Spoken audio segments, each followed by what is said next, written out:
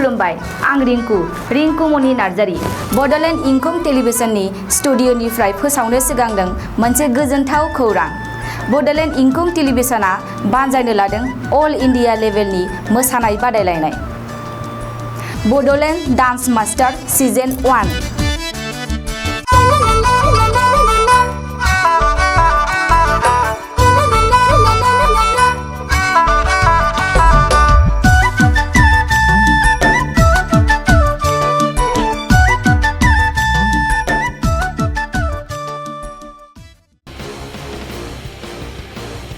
खुलुमबाय बियो बडलेण्ड इंखं टेलिभिजन।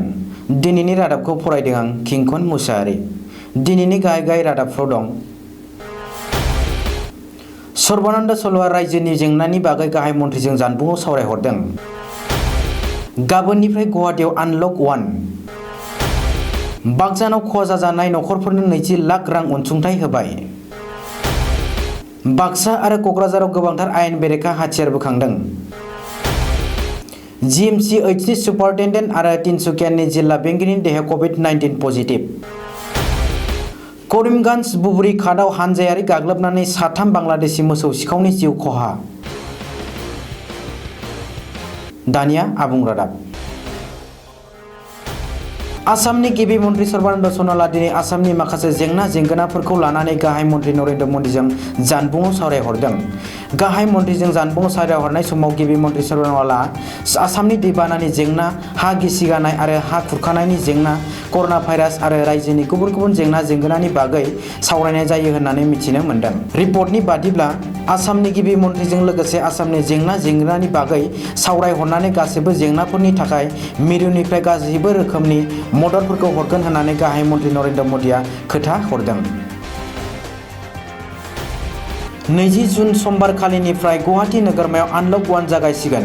बे आनलक 1आ गाबोननिफ्राय फैगौ 1 आगस्तसिम सोलिगोन।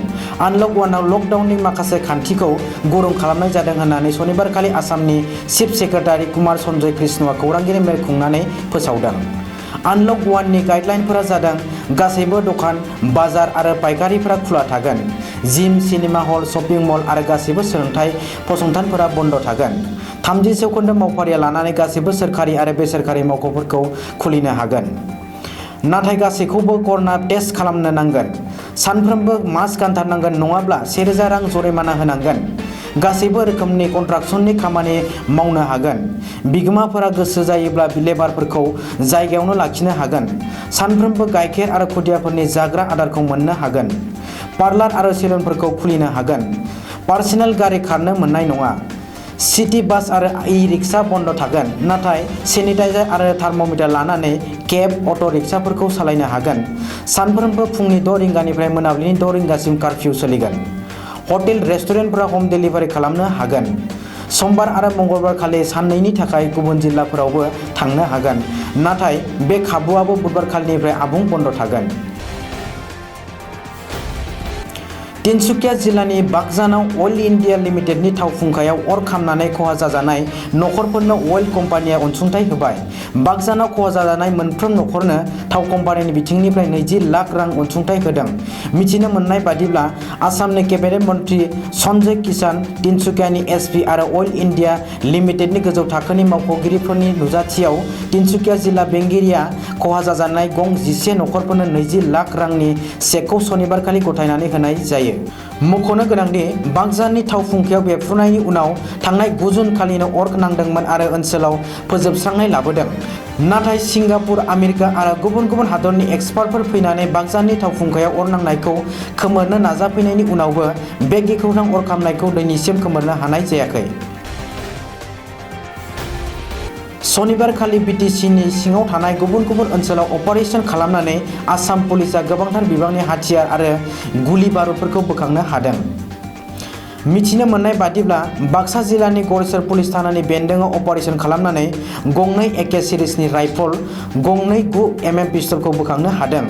बबेखानि सिमला पुलिस थानानि बेन्दोङावबो गुबुन मोनसे अपारेसनाव पुलिसआ गंसे एके राइफल आरो माखासे गोगो गुलिफोरखौ बोखांनो हादों होननानै मिथिनो हादों।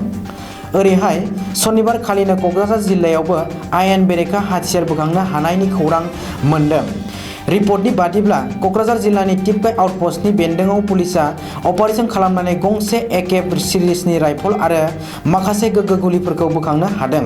मख'नो गोनांदि बेनि सिगां जुलाइ दाननि गिबि सप्तायाव उदालगुरि जिल्लायावबो गोबांथार आयेन बेरेखा हाथियारफोरखौ पुलिसा बुरखांनो हादोंमोन। गौहाटी मेडिकेल कलेज देहा फाहामसालिनि सुपारिनटेन्डेन्ट डक्टर अभिजित शर्मा आरो तिनसुकियानि जिल्ला बेंगिरि भास्कर पेगुनि देहायाव कभिड-19 पजिटिभ मोनदों। सनिबार खालि अभिजित शर्मा आरो भास्कर पेगुनि देहायाव कभिड-19 पजिटिभ ओंखारदों। मख'नो गोनांदि आसामाव कर'ना भाइरासनि गाग्लोबनाया जोबोद गिख्रंथाव हालोदाव दं। गोबांसा गोजौ थाखोनि अफिसारफोर, रैखाथि बिफान आरो सावस्रि मावफारियाफोरखौ लाफानानै दिनैसिम आसामाव कर'ना भाइरासजों गाग्लोबजानाय बेरामिफोरनि बिबाङा दिनैसिम 23,000नि साखाथि फाखाथि सफैबाय। बेजों लोगोसेनो सा 58 कर'ना बेरामिफोरा दासिम जिउ गोमाबाय। बेखौबो मख'नो गोनांदि कामरुप मेट्र' जिल्ला एबा गुवाहाटी नोगोरमाजों लोगोसे रायजोनि माखासे जिल्लाफोरावबो कर'ना भाइरासनि समाजारि गाग्लोबनाया जागायबाय होननानै सन्देह खालामनाय जादों। करिमगन्ज जिल्लानि बुबुरिघाट साहा बागानाव हानजायारि गाग्लोबनाय मोनसे हिंसायारि जाथाया जानानै थाङो। बे हानजायारि गाग्लोबनायाव सा 3 बांलादेशी मोसौ सिखावफोरा जिउ गोमादों। मिथिनो मोननाय बादिब्ला पथारकान्दी बियाबनि सिङाव थानाय बुबुरिघाट बागान पन्चायतनि नेहाथारि राजु तेलेंगानि न'आव सा 7 सन्देह गोनां बांलादेशीफ्रा मोसौ खावनो फैदोंमोन। बे खौरांखौ मोननाय उनावसो जायगानि रायजोफोरा ओंखारबोयो आरो मोसौ सिखावफोरखौ बेंनानै गाग्लोबो। बे जाथायाव सा 4 सिखावफोरा खारखुमा लांनो हायोब्लाबो साथामा हमजायो आरो हानजायारि गाग्लोबनायाव साथामबो मोसौ सिखावफोरा जाथायसालियावनो जिउ गोमायो। दिनैनि रादाबा एसेनोसै। गोजोन्थों।